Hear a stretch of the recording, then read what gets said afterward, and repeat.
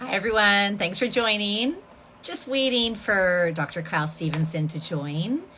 Really great to have you with us today. We're going to be talking about all things sexual desire. I know it's a really popular topic. It's a topic that can create a lot of questions, angst, distress, happiness, pleasure, joy, all the things. So, really excited to be focusing on sexual desire today. Just waiting for Dr. Kyle Stephenson to join me, and he should be here any minute. For those of you who are joining, we would love for you to post your questions, so you can feel free to add them in the comment section, and we'll do our best to get around to them. We're going to cover quite a bit when it comes to the topic of sexual desire, so hopefully we will be able to get to all of them. But while we wait for Dr. Stephenson to join, why don't I just introduce myself? I'm Lori Brotto. I'm a registered psychologist in British Columbia. I'm a professor of obstetrics and gynecology, and I'm also a researcher in women's sexual health, teacher, clinician, and of course, advocate. And my advocacy is really around making sure that people have access to evidence-based information, that they are getting the right answers from the credible people, from the science, and that's in part what we're here to do today. So let's just see if I...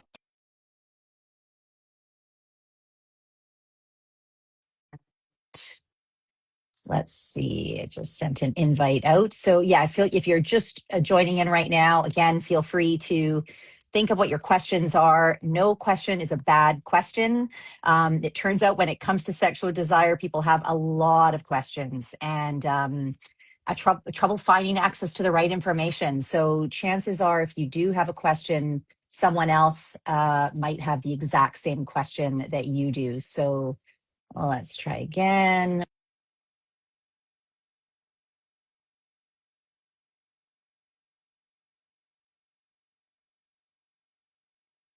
Okay, so just waiting for him to jump on. And okay, great. Well, maybe while we're waiting for Kyle to join, why don't I start just by talking just a little bit about what we mean by sexual desire? I mean, we know it's a normal part of human existence, of motivation. It's certainly a part of that people talk about in terms of their well-being, their sense of connection. If you're in a relationship, it's an aspect of something that can, when it's going well, make things feel really, really great and connected. And when it's not going well, can certainly act as a source of distress. So, so that hence the topic today. And we also know that sexual desire is not a light switch. It's something that waxes and wanes throughout the course of a relationship. It may be, for very understandable reasons, gone for a period of time. And there may be other periods of time where it feels like it's slightly stronger than other periods of time. And so when it comes to sexual desire, all of that is normal. All of that is kind of to be expected. And it's also not a light switch. So, and this is an interesting myth that I think a lot of people have, that you either have sexual desire or you don't. But that's not the case. It doesn't quite work that way. It's kind of like saying, you know, happiness is something you have or you don't. And in reality, happiness responds to happy things happening to you, good things happening to you. And so it can be really helpful to think about sexual desire in the same way. So I'm going to just try one more time to invite Dr. Stephenson, and let's see if that works. And if not, we will continue nonetheless, because I know that you all have several questions when it comes to sexual desire. So I've just tried to send an invite one more time, and fingers crossed that this works. And if not, we will still continue regardless. 1 second. Bear with me, folks. Thank you for joining in while you're waiting.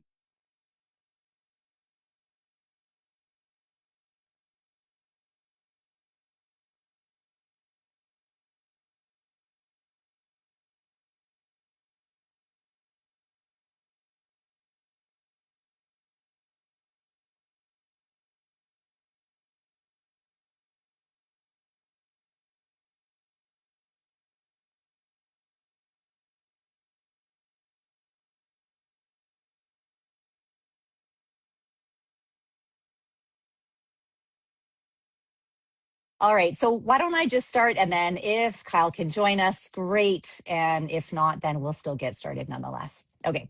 So, one of the questions that we often get asked is how common is low desire? And what does it mean? How do you know if you're someone who might be struggling with low desire? So, first of all, sexual desire is incredibly common. There's been a lot of large research studies that show probably a third of females who identify as women. And I will say at the outset, most of the research has been done on cisgender people. We need to do better in our research and trying to understand the experiences of non-binary people, trans people, et cetera. And we still have a ways to go. So like I said, most of the estimates suggest that probably about a third of cisgender women across their lifetime will experience difficulties with low sexual desire. And so, how does this show up in the office setting? It may be things like, I'm not interested in desire anymore. I don't initiate sex anymore. I'm not responding to my partner's invitations to sex. It never crosses my mind. And it's creating some distress for me. And I think what happens with a lot of people is they tend to feel quite alone in that experience because it is something that can be so embarrassing that we're not sort of taught in sex education how to talk about sexual desire. And so because of that, a lot of people really, really struggle in silence. And then on the other hand, we're often bombarded with media messages that depict a really specific kind of sexual desire. So one that suggests that people spontaneously are interested in sex, they spontaneously initiate sexual activity, they will reach out to a partner, and that desire will lead them to, engage almost immediately in sexual activity. In media depictions, you rarely see foreplay, you rarely see putting kids to bed, putting the dog out of the room, brushing your teeth, having a shower.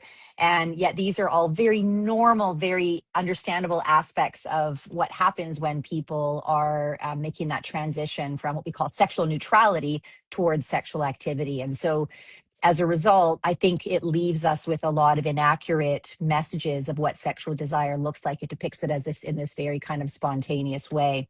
So as I've mentioned, when someone says I have low desire, what does that mean? It could be any of what I've just described. They're not initiating, they're not having a sexual response during sexual activity, they're not motivated to engage in sexual activity. And really importantly, it means also that they have distress with it. And so what is distress exactly? Well, it may be that it's interfering in their life. It's creating relationship conflict. It's leading them to be preoccupied with sexual activity. It's maybe causing fights in their relationship. It might be leading them to feel somewhat depressed or anxious or preoccupied, and it could be any of those. So when we talk about low sexual desire, we're really talking about low desire that also elicits clinically significant or personally meaningful sexual distress. And that's, I think, a really, really important distinction, because we don't want to make someone feel broken or pathologize them if they have somewhat normal changes in sexual desire. You're going through a period of stress, your desire goes down. Maybe you're in the middle of financial struggles, a separation, a new birth, a move, and there may be changes in desire. And again, we don't want to be pathologizing those instances of sexual desire. So hopefully we've established that by low desire, we mean a distressing period of time that is really interfering in your quality of life in some significant way.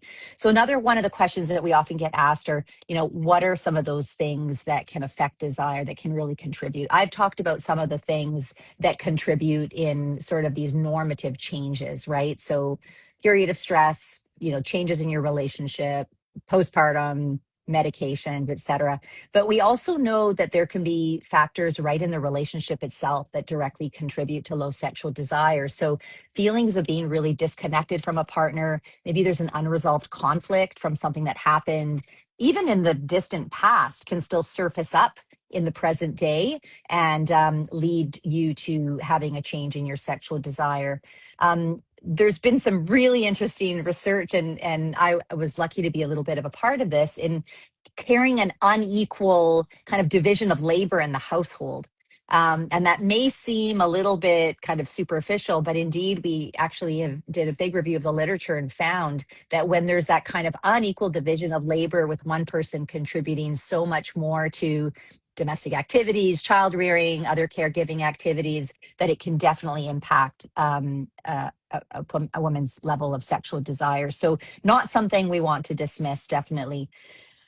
We also know a lot about a past history of trauma. And very sadly, we still know that 1 in 3 women, and probably higher rates of gender diverse people, will experience some form of sexualized violence. So sexual assault in your relationship or by a stranger or someone else, very high levels. And while that's not necessarily a direct cause of sexual dysfunction, what we do see among those women who are seeking treatment for sexual problems is we see a higher proportion of them who do have that history of sexualized violence. So something we need to pay attention to. And we would argue that in any really good kind of comprehensive treatment program, that we're also addressing all facets of a person's life, health, quality of life, and well-being, in order to really deliver evidence-based and comprehensive care.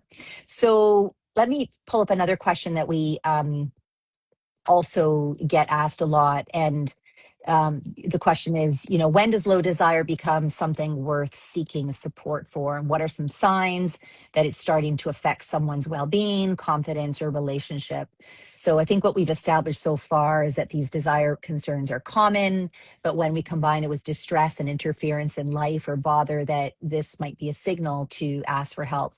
First of all, let me say that it can be really difficult to ask for help. And it's because, again, we still live in a society that creates a lot of shame and stigma around sexuality, and in particular, female sexual desire. And so what this means is that a lot of cisgender women, gender diverse people, have a really hard time asking for help. They might be embarrassed to even talk to their own healthcare provider, their primary care provider, about this issue.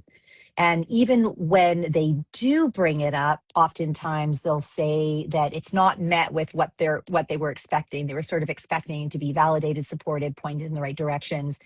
And so often we hear people saying that that they felt dismissed. So now, on the other hand, healthcare providers themselves don't necessarily have a lot of training in this area. And unless you're a healthcare provider that has sought out specialized extra training in sexual health, chances are you haven't received that, whether it's in your graduate program or medical school or even post-grad programs.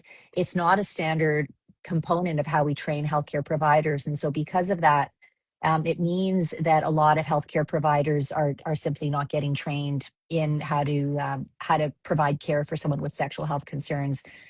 So we do nonetheless really want to empower people to ask for help. So knowing how to advocate, and maybe it's you practice at home, you practice in front of a mirror.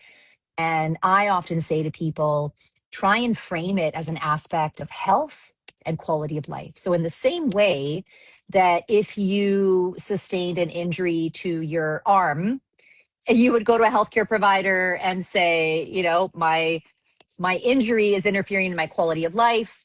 Can you help me obtain some treatments for this main issue?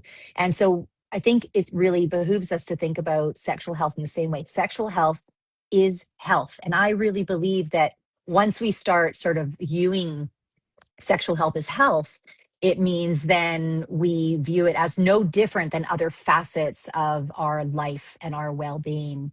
And we might feel a little bit more less anxious, maybe a little bit more confident to bring it up with the healthcare provider. So that's first and foremost, is please talk to a healthcare provider about it. Now, if it's met with, well, I don't quite know what to do to help you, here's where we do have some really great online resources. There's guidelines. In some subsequent Instagram lives, Dr. Stephenson and I are going to be talking about eSense, which is a digital health tool that we co-developed that delivers treatment, psychological treatment in the way of mindfulness-based therapy and cognitive behavioral therapy for distressing low desire.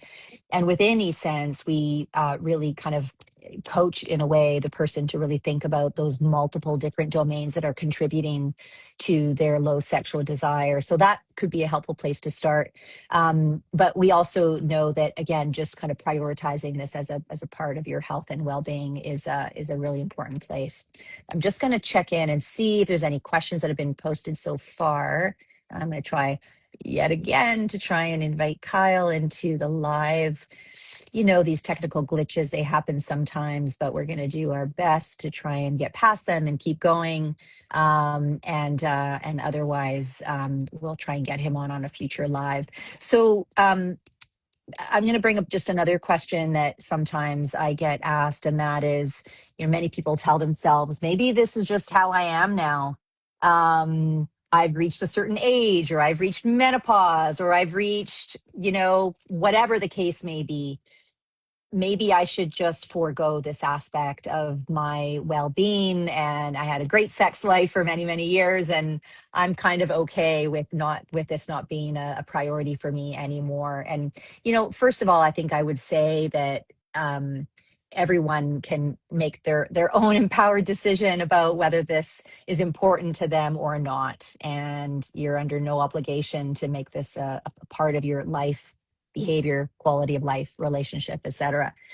But oftentimes what we find is that when someone says, I'm just going to forego this part of my life and health, that they don't really mean it, that it's really, a way of kind of having some acceptance over a situation that maybe they think is not changeable. And so I think, first of all, we need to recognize that we're doing that. Secondly, I'm going to share some of the science which tells us that people really continue to be sexually active, have a sense of sexual self, sense of sexual well-being, engage in sexual self-pleasuring with no upper age limits. And while it may look different than it did in an earlier phase or stage of your life, many, many people continue to be sexually satisfied well into the old ages. And thankfully, we've got some large scale studies that have actually showed us that is the case. And so I think the other really important thing that we need to remember is to not get so caught up and fixated on numbers, right? The sexual frequency or sexual intensity, or number of orgasms or things like that, but rather really think about, well, what is sexuality and sexual desire or sexual well-being, which is this broader notion. What does it mean for me as a 50, 60, 70, 80, 90-year-old person, and redefine it in a way that's meaningful for you? And I think that's really, really important to do. Some of the big studies have shown us that one of the biggest predictors of kind of sexual well-being into the old age is, do people have a comfort in communicating about sex? So if they're in a relationship, are they still communicating about sex? And if they're not in a relationship, do they kind of have that sense of confidence in being able to communicate about it with a healthcare provider, with a friend, with someone else? And so you can almost think of communication as being a tool actually to promote sexual health and sexual well-being. And so that's, I think, a really important thing to keep in mind. So we often work hard to debunk these age-related myths or even menopause-related myths. Once you hit perimenopause, postmenopause, when estrogen declines and there's vaginal dryness and there's increase in UTIs and other genital urinary symptoms, that sex stops. And let me tell you, that is a myth. It's a myth that deserves to be completely debunked. And we have lots and lots of evidence suggesting that people continue to be sexually active well beyond that point. I see Dr. Cynthia Graham, who's joined in on the live, and she and her team at the Kinsey Institute did some fantastic work where they actually looked at midlife cisgender women, so peri and postmenopausal women, and the extent to which they still engage in sexual tools like vibrators, et cetera, and self-touch. And the data are impressive. And in fact, a fraction of those women used these erotic tools as a way of even managing some of their other menopausal symptoms. So hopefully we've debunked that myth that, sex needs to end at a certain age. And it is, as we often say, it is the biggest sex organ is your brain, and not necessarily your body. And again, as we have physical ailments, chronic pains, medications, other aging related changes that happen, our brain can continue to adapt and be flexible. And yes, it means maybe envisioning sex in a slightly different way, as well as desire, but we should not use that as a sign that is something we should forego altogether. So hopefully, again, we've debunked that. So let me just check and see. Oh, there is a question. I hear a lot about testosterone's role in libido or sexual desire, but I find it confusing, including guidance on hormonal treatment efficacy. Can you provide your point of view? It's a great question. And, testosterone has been one of those areas that has received a lot of scientific study, including specifically its effects in postmenopausal low desire. And I will say that the data are fairly impressive. Kyle, there you are. Okay. Hello. Hello. Hello. We just started talking about testosterone. So, one of the questions Fantastic. that came up in the chat was the question about testosterone's role in libido or sexual desire. And I was just starting to say that, it has been an area of a lot of definitely a lot of controversy, but also a fair degree of scientific evidence. We know that as of today, right now in Canada, which is where I am, in the United States, where Dr. Stephenson is, testosterone is not approved for the treatment of low desire. It is approved in 4 different countries around the world. It's often used off label, and the data are positive in the context of, again, postmenopausal low desire. The number of sexually satisfying events and the degree of desire goes up.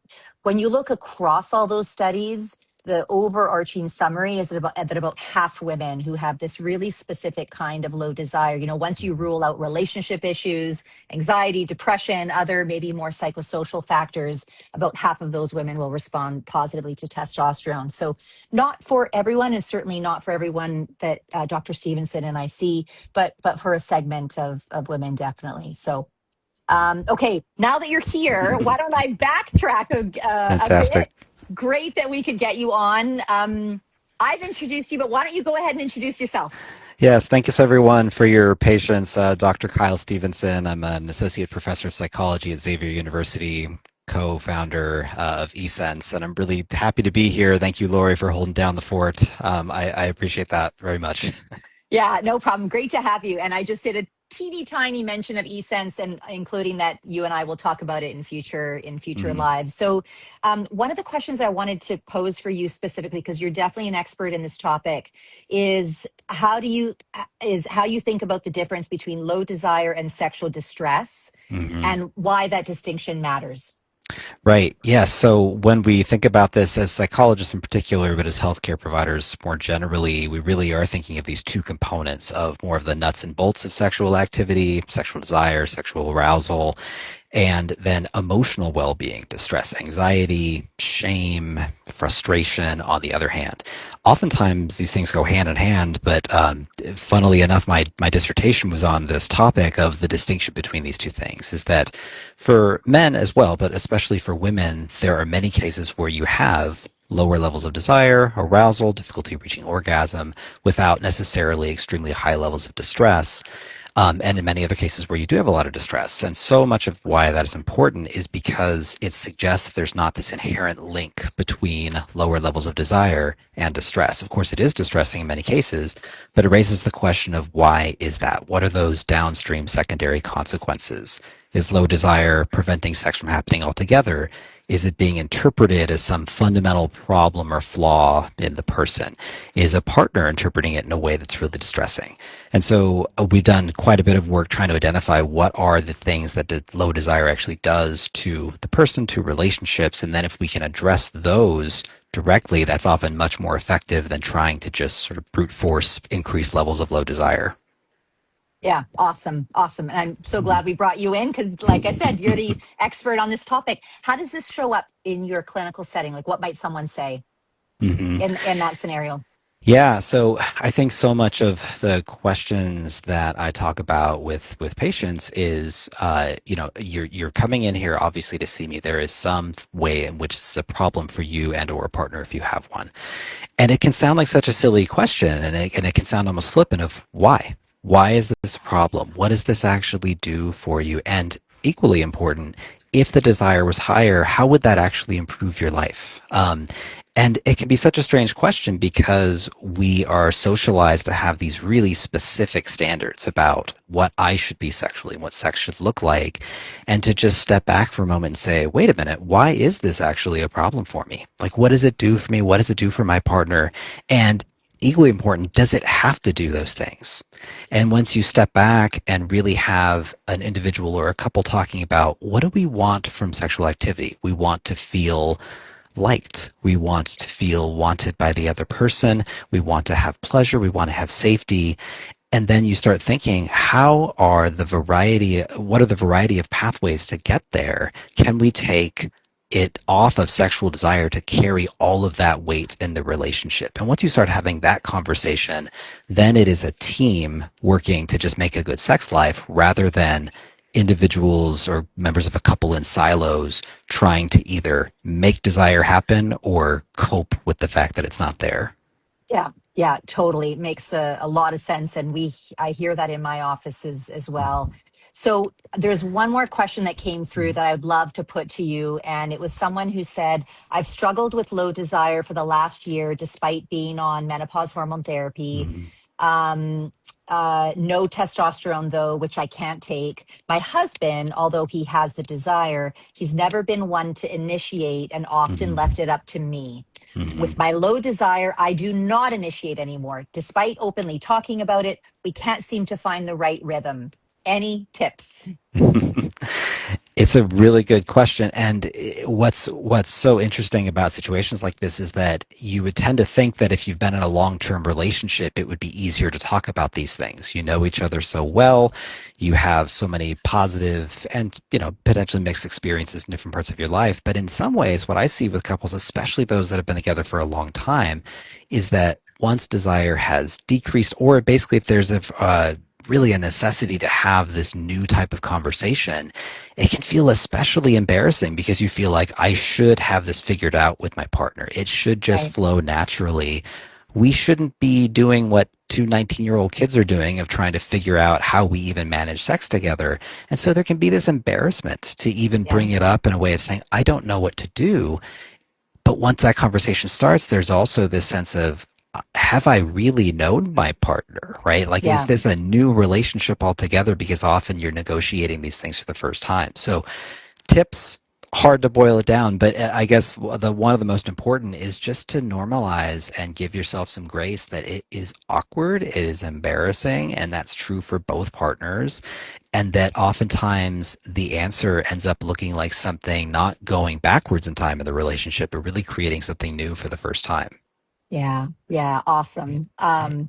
So you've teased everyone now, and we're at time. So, Oh, gee. so I. I think that's a great place to pick up on when we come back, because this is going to be a series of conversations that you and I have. Today was really about defining our terms. What is desire? What is low desire? Debunking some of the myths. Talking Mhm. about some of the kind of presentations. How might someone know if they have kind of low desire that is normative, adaptive, versus is this clinically significant? We've kind of talked about some of that. And now you've just left us with a little teaser, which is around kind of next steps and Mhm. kind of where to go from here. So let me check and see if there's any other quick questions in the chat. Oh, there's a lot of you that have logged on. Awesome to see you all. Thank you for being here. Mhm. While folks are here, we invite you to follow us, our joint venture at eSense Health, where we're going to start posting these lives more often,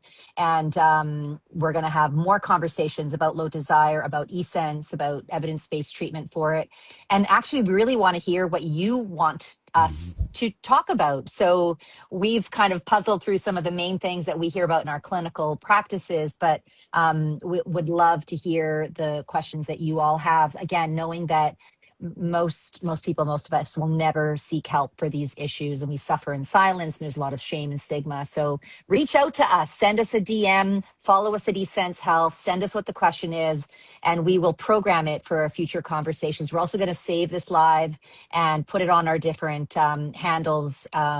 so that you can get more of us. Kyle, thank you so much for joining.